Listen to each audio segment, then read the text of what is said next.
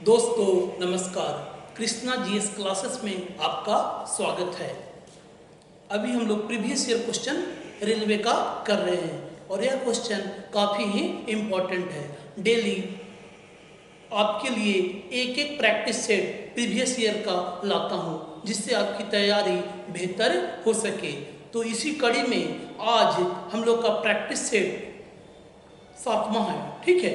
तो हम लोग इस क्वेश्चन को देखते हैं जो काफ़ी ही इम्पोर्टेंट क्वेश्चन है। चलिए तो शुरू करते हैं। आज का पहला क्वेश्चन है और यह क्वेश्चन है फिजिक्स का है। m द्रव्यमान की एक वस्तु को भू स्तर से 4h की ऊंचाई पर ऊपर उठाया गया, वस्तु की स्थितिज ऊर्जा क्या है। तो सबसे पहले इस क्वेश्चन में पूछा क्या गया है, तो पूछा गया है स्थितिज ऊर्जा के बारे में पूछा गया है। तो दोस्तों आपको हल्का फुल्का कुछ फॉर्मूला का ज्ञान होना अनिवार्य है। तो स्थितिज ऊर्जा का फॉर्मूला होता है mgh, ठीक है। तो स्थितिज ऊर्जा का क्या फॉर्मूला बताएं, mgh, पोटेंशियल एनर्जी बराबर mgh। इस क्वेश्चन में आप देखिएगा कोई भी नंबर नहीं दिया हुआ है, ठीक है, कुछ नंबर नहीं दिया हुआ है, बस हल्का सा आपको 4h का ज्ञान करवाया गया है, ठीक है। 4h का ज्ञान करवाया गया है, अर्थात h है जो कितना है 4h है, ठीक है, अर्थात h है जो 4h है। तो इसका आंसर क्या हो जाएगा 4mgh, ठीक है। तो इस तरह से आप बना सकते हैं। तो देखिए क्वेश्चन से आप डरना नहीं है, बहुत हल्का हल्का भी न्यूमेरिकल एग्जाम में आते रहते हैं, चाहे वो एसएससी की बात हो, रेलवे की बात हो या अन्य एग्जाम की बात हो। तो ऐसा क्वेश्चन नॉर्मली आप देखिएगा जिससे आप डर जाइएगा कि क्वेश्चन न्यूमेरिकल का है नहीं बनेगा, तो ऐसा होता नहीं है। हल्का सा दिए एफर्ट लगाइएगा तो आप कुछ ज़्यादा कर पाइएगा।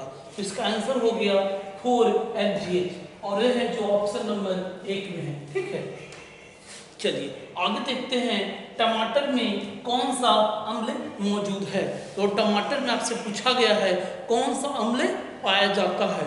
तो देखिए टमाटर में है जो ऑक्जेलिक अम्ल पाया जाता है, और ऑक्जेलिक अम्ल की विशेषता क्या है कि मान लिया जाए कि आपका कपड़ा में जंग लगा हुआ है, लोहा के कारण जंग लगा हुआ है, तो ऑक्जेलिक अम्ल है जो उस जंग को भी छुड़ा देता है, ठीक है।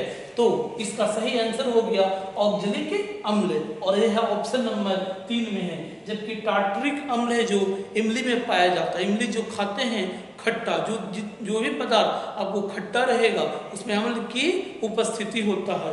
इस इमली में है आपका ये हो गया एस्कॉर्बिक अम्ल। ये है जो विटामिन सी का रासायनिक नाम है, और एग्जाम में पूछता भी है कि विटामिन सी का रासायनिक नाम क्या है, तो एस्कॉर्बिक एसिड। और एसिटिक अम्ल है जो अचार में पाया जाता है और सिरका ये सब में पाया जाता है। आप देखते होंगे कि चाउमीन ये सब बनता है, तो चाउमीन वाला कुछ खट्टा पदार्थ है जो चाउमीन में डालता है, वो कुछ नहीं है आपका एसिटिक अम्ल है। तो टमाटर में है जो ऑक्जेलिक अम्ल, पालक में भी ऑक्जेलिक अम्ल पाया जाता है। चलिए अगला क्वेश्चन देखते हैं। भारत के संविधान में मौलिक अधिकार को पारित करने का विचार किस देश के संविधान से प्रेरित है। तो देखिए भारत के संविधान में जो मौलिक अधिकार है वह है जो अमेरिका से प्रेरित है, ठीक है। अमेरिका के संविधान से मौलिक अधिकार को लिया गया है, और मौलिक अधिकार है जो राज्य से कुछ अधिकार को छीनकर जनता को दिया गया है, ठीक है। मौलिक अधिकार राज्य से अधिकार को छीनकर जनता को दिया गया है ताकि जनता का सही ढंग से विकास हो सके। भारत में फिलहाल अभी 6 मौलिक अधिकार है। जैसे आपका हो जाएगा शोषण के विरुद्ध अधिकार, अर्थात कोई आप पे दमन नहीं कर सकता है, शोषण नहीं कर सकता है। यदि ये करेगा तो आप न्यायालय में जाइएगा तो उस व्यक्ति को एक तरह से दोषी ठहरा कर न्यायालय दंड देगा। तो शोषण के विरुद्ध अधिकार है, स्वतंत्रता का अधिकार है, आप है जो स्वतंत्र हैं, ठीक है। यदि आप कुछ गलत काम नहीं करते हैं तो इस देश में आप रहने के लिए या जो भी आप काम कर रहे हैं उसके लिए स्वतंत्र हैं। तो स्वतंत्रता का अधिकार है, समानता का अधिकार है, अपनी शिक्षा संस्कृति बचाए रखने का आपको अधिकार मिला हुआ है, और अंत में एक अधिकार और आ जाता है, उसका नाम है संवैधानिक उपचारों का अधिकार। ठीक है, मान लिया जाए कि मौलिक अधिकार का हनन होगा तो हाई कोर्ट या सुप्रीम कोर्ट है जो संवैधानिक उपचारों का अधिकार के आधार पे उस पे कार्रवाई कर सकता है। ठीक है, तो मौलिक अधिकार जो है जो अमेरिका से लिया गया है, जबकि मौलिक कर्तव्य है जो रूस से लिया गया है। ठीक है, उसमें रूस नहीं था, सोवियत संघ था, यूएसएसआर था। चलिए अगला क्वेश्चन है, इंडिया नाम किस नदी से लिया गया है? तो इंडिया है जो आपका सिंधु नदी, और सिंधु को हम लोग इंग्लिश में इंडस बोलते हैं। क्या बोलते हैं? इंडस। और इंडस से ही यूनानी लोग इंडिया का नामकरण किए थे। ठीक है, तो एक तरह से सिंधु नदी के आधार पे जो इंडस रिवर है उसी के आधार पे हमारा एक तरह से देश का नाम इंडिया पड़ा है। चलिए आगे देखते हैं इस महत्वपूर्ण कुछ क्वेश्चन।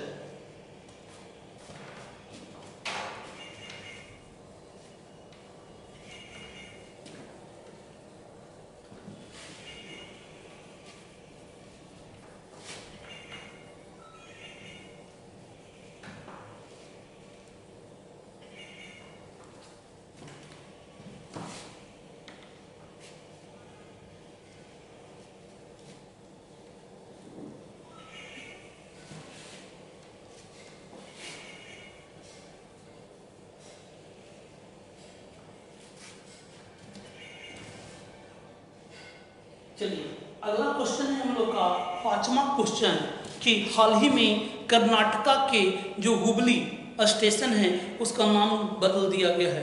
हुबली रेलवे स्टेशन का नाम बदला गया है और उसका नया नाम क्या है? तो क्वेश्चन लिख लेते हैं, कर्नाटक के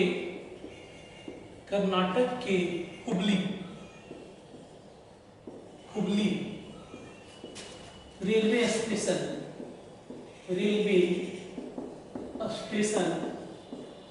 का नया नाम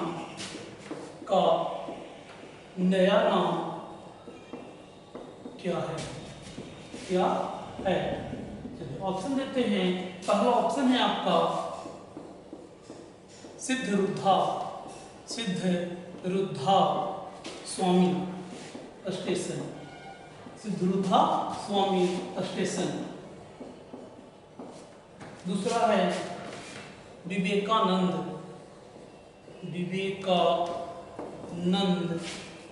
स्टेशन। तीसरा ऑप्शन है शंकराचार्य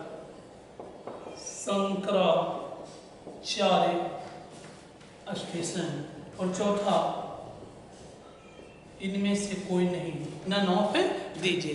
तो जो हुबली रेलवे स्टेशन, ऐसे भी कर्नाटक का हुबली शहर बहुत ही प्रसिद्ध शहर है। ठीक है, तो हुबली है जो कर्नाटक का प्रसिद्ध शहर में जाना जाता है। तो हुबली रेलवे स्टेशन का नाम है जो नया नाम क्या है? तो जो नया नाम है वो है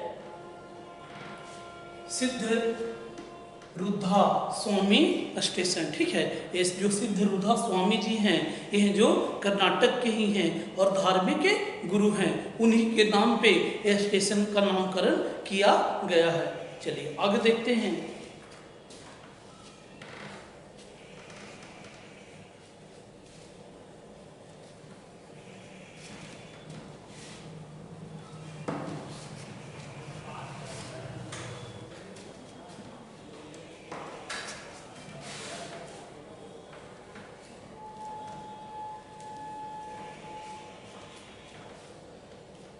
चलिए अगला क्वेश्चन है जो भौतिकी का क्वेश्चन है, क्योंकि देखिए रेलवे में खासकर साइंस बहुत ज़्यादा पूछा गया है और साइंस में ग्रुप डी में देख रहे हैं कि फिजिक्स का पोर्शन बहुत ज़्यादा है। इसी कारण हम आपको फिजिक्स भी पढ़ा रहे हैं, बायोलॉजी भी दे रहे हैं, केमिस्ट्री भी बता रहे हैं। तो चलिए अगला क्वेश्चन है आपका क्वेश्चन नंबर 7।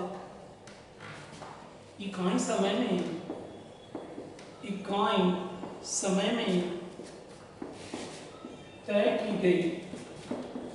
तय की गई दूरी, इकाई समय में तय की गई, चलिए किसी वस्तु की लगा देते हैं, किसी वस्तु की दूरी, किसी वस्तु की तय की गई दूरी को क्या कहते हैं? को क्या कहते हैं, क्या कहते हैं। तो देखिए पहला ऑप्शन है आपका त्वरण, दूसरा ऑप्शन है वेग, तीसरा ऑप्शन है बल और चौथा ऑप्शन है आपको संवेग। ठीक है, इसमें आपको बताना है कि इकाई समय में तय की गई दूरी। देखिए सब क्वेश्चन बहुत ही हल्का क्वेश्चन है दोस्तों, किसी भी एग्जाम में इस तरह का क्वेश्चन पूछा जा सकता है क्योंकि बहुत ही बेसिक और नॉर्मल क्वेश्चन है। अब कैसे कहिए कैसे सर, तो देखिए इसमें आपको कुछ नहीं पूछा गया है, इसमें जो वेग का जो परिभाषा होता है वही पूछा गया है। तो वेग का परिभाषा क्या होता है, दूरी बटा समय। ठीक है, दूरी बटा समय होता है, वही चीज तो इसमें है। इकाई समय में तय की गई किसी वस्तु की दूरी, तय की गई दूरी को क्या कहते हैं, उसे हम लोग वेग कहते हैं। ठीक है, और v बराबर हम लोग बोलते हैं, है ना, बोलते हैं ना दूरी बटा समय, और दूरी को हम लोग मीटर में कन्वर्ट करते हैं क्योंकि सही मात्रक मीटर है और समय को सेकंड में। तो इसका आंसर हो गया आपका वेग। ठीक है, यदि वेग नहीं रहता तो चाल भी रहता तो चाल भी हो सकता है क्योंकि वेग और चाल दोनों का फॉर्मूला एक जैसा है और बीमा भी एक ही जैसा है। चलिए अगला देखते हैं, क्वेश्चन नंबर 8।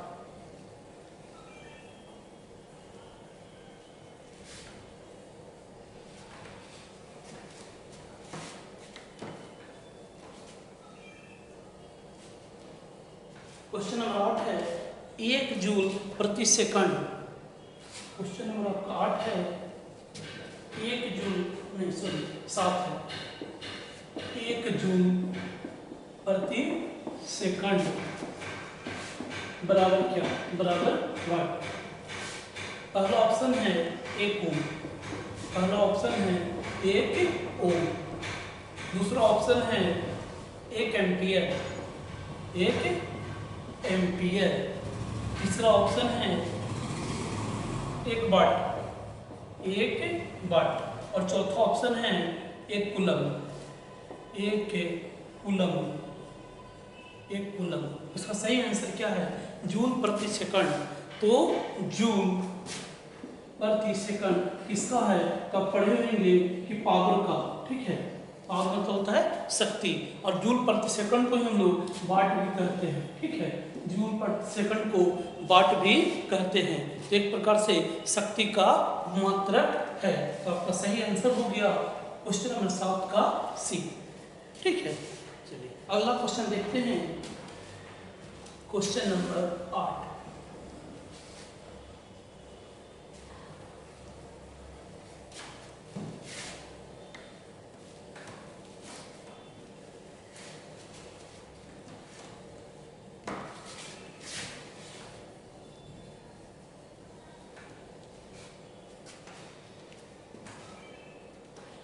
अगला क्वेश्चन है कि आपका एक परमाणु क्रमांक दिया गया है। ठीक है, और आपसे पूछ रहा है कि बताइए ये जो परमाणु क्रमांक हैं जो अगले किस परमाणु क्रमांक से इसकी कुछ सामान्यता होगी, अर्थात पीरियोडिक टेबल का क्वेश्चन है।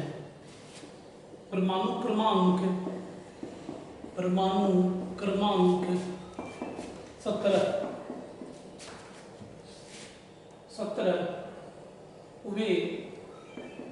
वे किस परमाणु क्रमांक, वे किस परमाणु क्रमांक से समानता रखेंगे, से समानता रखेंगे।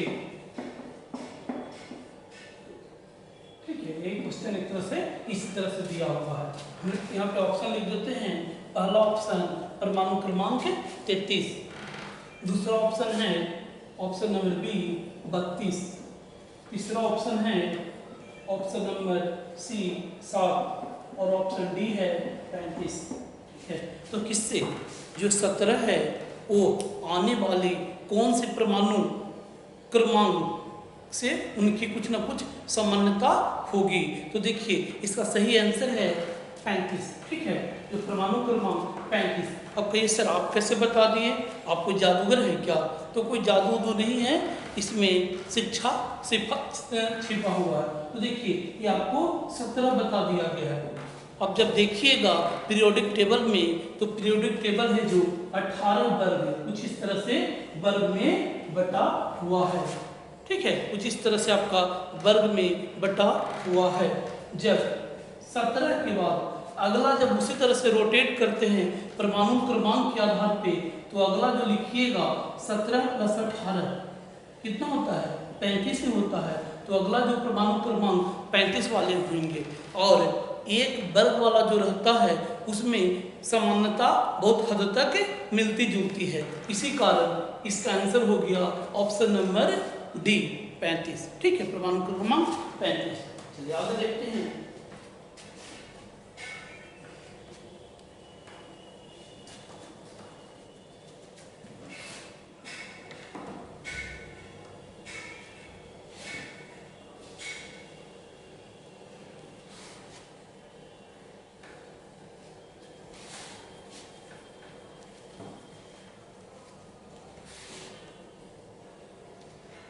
अगला क्वेश्चन है 10 केजी का एक वस्तु है, उस वस्तु को 7 मीटर ऊंचाई पर रखा जाता है, तो उसमें कितना ऊर्जा होगा? या संचित ऊर्जा आपसे पूछा गया है। तो क्वेश्चन लिख लेते हैं। क्वेश्चन नंबर 9, 10 केजी का एक वस्तु 7 मीटर ऊंची दीवार पर रखा गया है, ऊंची दीवार पर रखा गया है। तो बताएं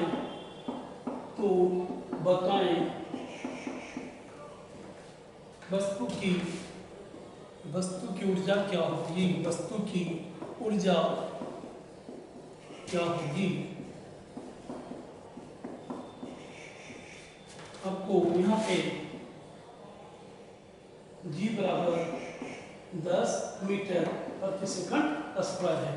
ठीक है, चलिए ऑप्शन आपको दिया हुआ है और ऑप्शन है आपको पहला ऑप्शन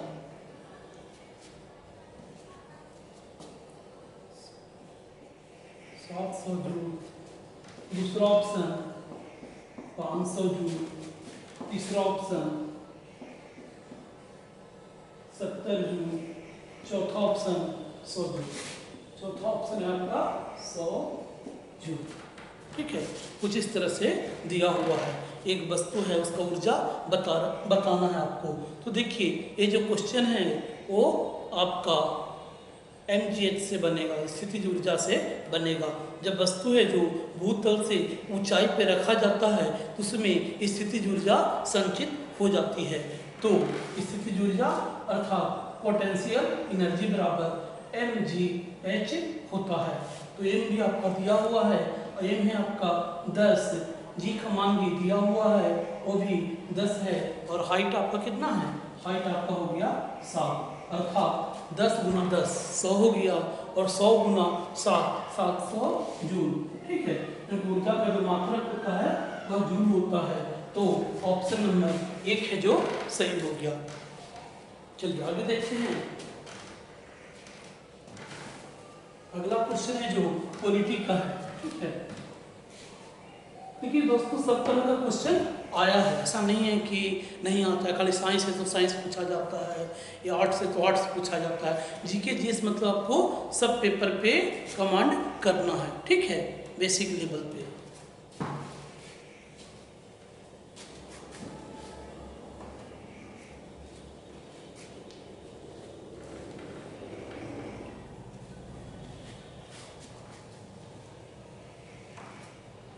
चलिए क्वेश्चन नंबर 10, भारतीय संविधान में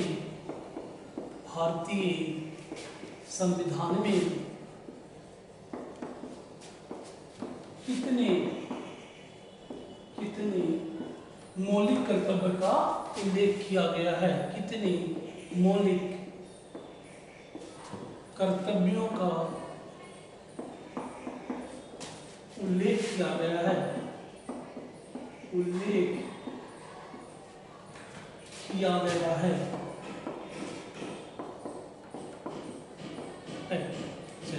ऑप्शन आपके सामने है। पहला ऑप्शन है 10, दूसरा ऑप्शन है 6, तीसरा ऑप्शन है 11 और चौथा ऑप्शन है 15। देखिए, जो मौलिक कर्तव्य है, हम लोग को मौलिक अधिकार तो दे दिया गया ताकि जनता का विकास हो सके। उसी तरह से आप इस देश में रहते हैं तो आपको कुछ मूलभूत कार्य करना होगा, कुछ देश के लिए समर्पण दिखाना होगा, ठीक है, ताकि देश है जो हमारा आगे बढ़ सके। ऐसा नहीं है कि आप है जो रेल में आग लगा दीजिए या आप है जो एयरपोर्ट में आग लगा दीजिए। जो भी सरकारी संपत्ति है उसको हम लोग जनता को क्या करना है, रक्षा करना है। उसी तरह झंडा, जो हमारा झंडा है, संविधान है, ये सब के लिए मर मिटने के लिए हम लोग को तैयार रहना है। उसी तरह से जिनको शादीशुदा जो हैं उनको क्या फर्ज बनता है कि 6 से 15 वर्ष के जो उम्र के उनके बच्चे हैं उनको शिक्षा मुहैया कराना, क्योंकि शिक्षा ही एक प्रकार से हम लोग का जिंदगी का आधार बनता है, क्योंकि शिक्षा से ही हम लोग अंधकार से ज्ञान में जाते हैं। तो मौलिक कर्तव्य जो जोड़ा गया था, ठीक है, वो है जो 42वें संविधान संशोधन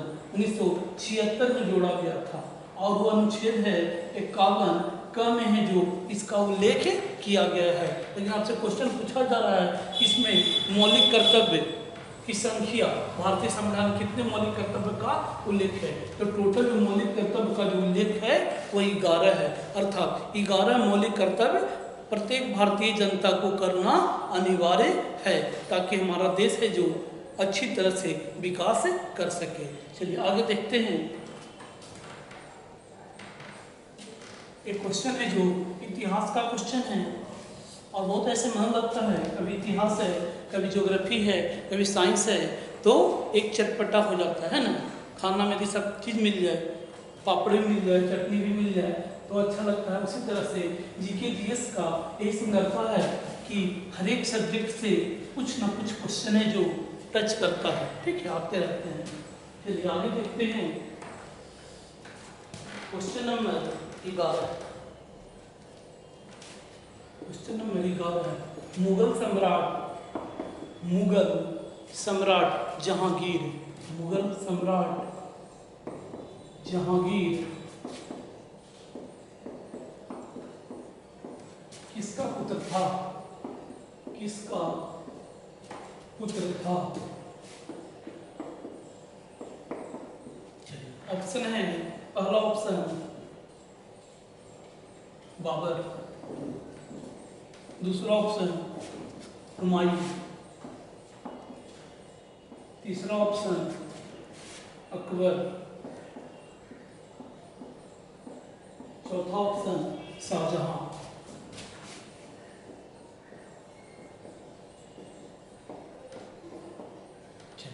इसका सही आंसर है जो जहांगीर था वो अकबर का पुत्र था, ठीक है, और अकबर उसे प्यार से शेखू बाबा भी कहते थे और इनका नाम सलीम भी था, ठीक है। तो एक किसका पुत्र था, जहांगीर। जहांगीर है जो मुगल सम्राट अकबर का पुत्र था, ठीक है। चलिए आगे देखते हैं।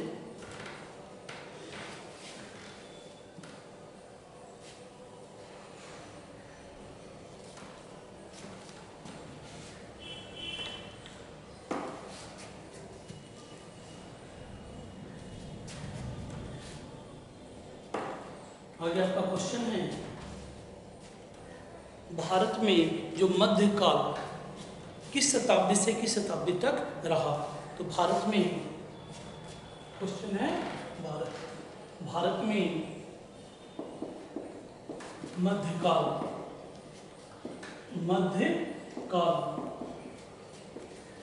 किस शताब्दी से किस शताब्दी से किस शताब्दी तक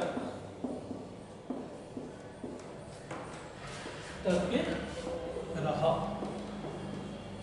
ऑप्शन है, पहला 10-12 अर्थात 10वीं शताब्दी से 12वीं शताब्दी, दूसरा ऑप्शन है 13 से 18 अर्थात 13वीं शताब्दी से 18वीं शताब्दी। तीसरा है 6 से 12 अर्थात 6ठी शताब्दी से 12वीं शताब्दी। और चौथा है नन, इनमें से कोई नहीं। ठीक है, इनमें से कोई नहीं। इसका सही आंसर है दोस्तों 13वीं शताब्दी से 18वीं शताब्दी। और देखिए भारत का इतिहास जो कालखंड है उसे हम लोग 3 भाग में अपनी सुविधा के अनुसार पढ़ते हैं। पहला जो खंड है वो प्राचीन काल का भारत है, दूसरा जो हम लोग खंड देखते हैं वो मध्यकालीन भारत है, और तीसरा है जो आधुनिक काल भारत है। तो यदि आप मध्यकालीन भारत जान रहे हैं तो प्राचीन काल के बारे में भी ज्ञान हो जाएगा और साथ साथ आधुनिक काल का भी ज्ञान हो जाएगा, क्योंकि बॉर्डर है, मध्यकालीन भारत है जो बॉर्डर है। तो देखिए जो मध्यकालीन जो भारत का इतिहास है वो 1206 से शुरू हो गया था। ठीक है, एक तरह से दिल्ली सल्तनत शुरुआत हो गया था और ये चला था 1757 तक, 1757 तक चला था। तो 1206 से पहले वाला को आपको बता देना है प्राचीन भारत काल, और 1757 के बाद वाला को बोल देना है आधुनिक भारत काल का इतिहास। तो बहुत ही लाजवाब क्वेश्चन पूछा गया, इसमें आपको तीनों कालखंड के बारे में पूछ लिया गया। बहुत ही उम्दा क्वेश्चन था। चलिए आगे देखते हैं।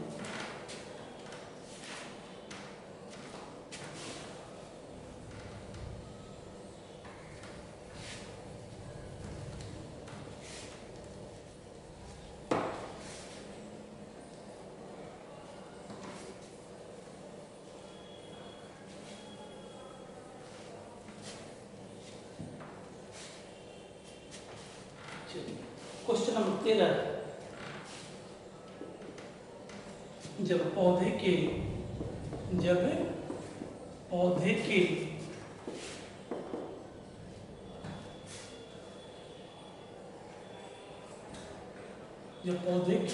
भाग की वृद्धि प्रकाश की अनुपस्थिति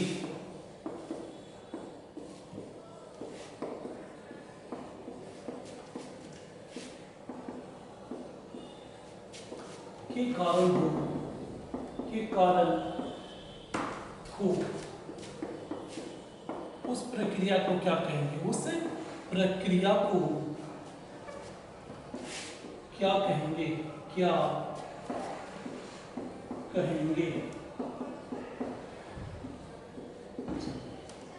पहला ऑप्शन है आपका धनात्मक अनुवर्तन। पहला ऑप्शन दिया गया है धनात्मक अनुवर्तन। दूसरा ऑप्शन है ऋणात्मक अनुवर्तन। तीसरा ऑप्शन है धनात्मक प्रकाश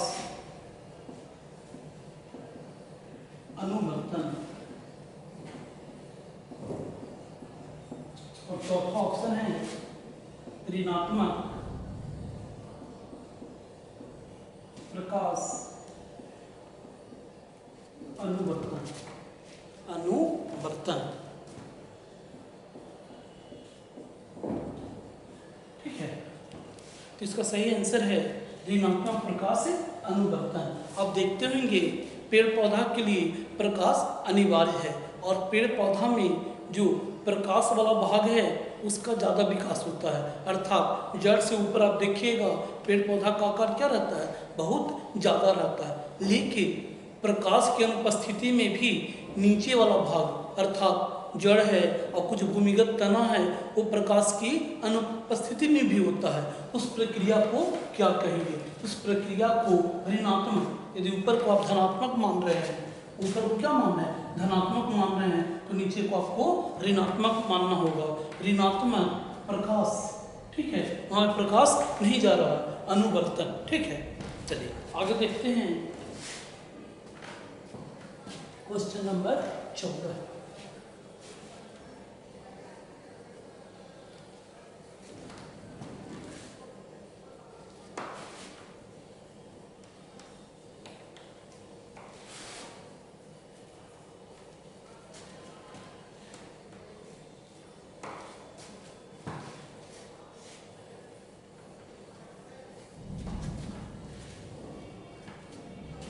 क्वेश्चन नंबर 14 है सार्वत्रिक यूनिवर्सल गुरुत्वाकर्षण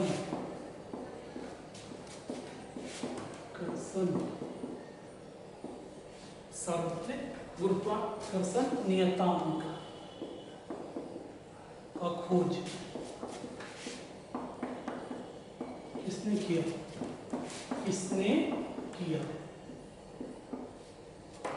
पहला ऑप्शन है गैलीलियो, दूसरा ऑप्शन है न्यूटन,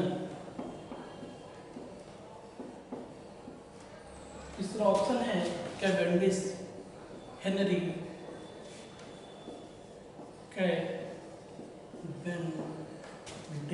कैवेंडिश, और चौथा ऑप्शन है डाल्टन। इसका सही आंसर है दोस्तों ऑप्शन नंबर 2। ठीक है, जो यूनिवर्सल ग्रेविटेशनल कांस्टेंट हैं, जिसे हिंदी में सार्वत्रिक गुरुत्वाकर्षण नियतांक कहते हैं, इसकी खोज है जो न्यूटन ने किए थे और बताए थे कि इसका मान है जो कभी भी नहीं बदलता है। ठीक है, ऐसे ये जो बल है इसको बताया गया है कि F बराबर क्या बोला गया है? G(m1)(m2) बटा r का स्क्वायर। ठीक है, तो इसी आधार पर इसको निकाला गया है और ये जो G है यही है जो आपका सार्वत्रिक गुरुत्वाकर्षण नियतांक है, यूनिवर्सल ग्रेविटेशनल कांस्टेंट है। ऐसे इसका मान है 6.67 इंटू 10⁻⁻11 क्या चीज? न्यूटन मीटर स्क्वायर प्रति केजी स्क्वायर। यही है जो निकाले थे कैवेंडिश महोदय हैं, जो इसका एक तरह से बोले थे। अब बताए थे कि वस्तुएं जो एक दूसरे से आकर्षित होती है और गुरुत्वाकर्षण बल लगता है, लेकिन साथ ही साथ एक यूनिवर्सल ग्रेविटेशनल कांस्टेंट भी है जिसका मान है जो कभी भी नहीं बदलता है। उसे भी हम लोग साथ में रखते हैं या पढ़ाई करते समय उसका भी हम लोग देखते हैं। ठीक है, तो ये है जो आपका मान हो गया, और मान भी कभी कभी पूछ लिया जाता है। तो चलिए आगे देखते हैं आज का लास्ट क्वेश्चन।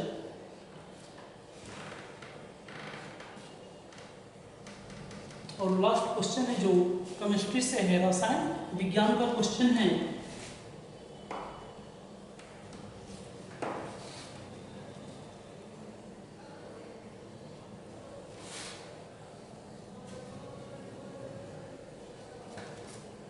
क्वेश्चन नंबर 15 है समूह 1 के तत्वों को, ये जो ग्रुप संख्या है। क्वेश्चन नंबर 15 समूह 1 के तत्वों को क्या कहा जाता है? क्या कहा जाता है? ठीक है, चलिए ये क्वेश्चन भी बहुत ही इंपॉर्टेंट क्वेश्चन है और पूछ लिया जाता है कि जो वर्ग संख्या 1 है, टोटल 18 वर्ग आपका पीरियोडिक टेबल में है, तो वर्ग संख्या 1 को कैसा धातु है या क्या चीज है? तो पहला क्षारीय धातु, दूसरा ऑप्शन नंबर डी, दूसरा आपको हो गया मृदा धातु, ऑप्शन नंबर 3 हाइड्रोजन, और चौथा है अक्रिय। इसका सही आंसर है क्षारीय धातु। ठीक है, इसमें आप देखिएगा सोडियम है, पोटेशियम है, रुबिडियम है, सीजियम है, वो सभी के सभी है जो क्षारीय, अर्थात धातु तो रहेगा लेकिन वो धातु का जो नेचर जो रहेगा, प्रकृति रहेगा, वो क्षार रहेगा। ठीक है, वो अम्लीय न रहकर एक तरह से क्षारीय रहेगा। इसका एग्जाम्पल लिखा क्या है? लिथियम, सोडियम, पोटेशियम, रुबिडियम इत्यादि। ठीक है, ये सब जो ग्रुप 1 का सदस्य है। थैंक यू दोस्तों, फिर मिलते हैं आप मन लगाकर पढ़ाई कीजिए और मैं विश्वास दिलाता हूँ कि जितने भी इम्पोर्टेंट रेलवे का जो क्वेश्चन आया हुआ है उसे हम लोग साथ में करेंगे। ठीक, थैंक यू।